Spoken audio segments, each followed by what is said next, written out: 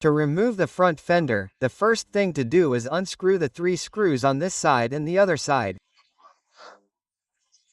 To unscrew those 3 screws, to access them, which are on this side here, we have to remove the front part of the fender.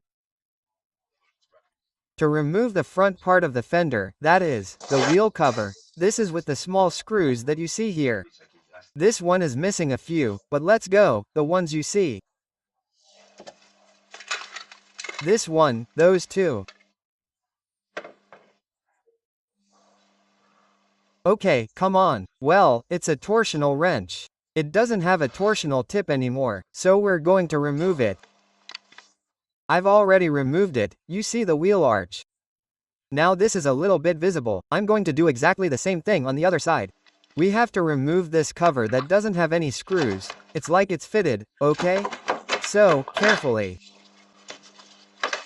We pull it like this a little and the cover is removed. Okay, great. We put it there and continue to the wheel arch on the right side. I'm removing this little screw here, okay? It's also a 2's but bigger. The screw is this long, it's already removed. Look, this particular car had this one broken, too, which had to be removed, and this one here has a broken one that I'm going to repair. So I've already removed the bumper. You see that I have it here with my left hand, but we have the connectors for the fog lights, both the left and the right.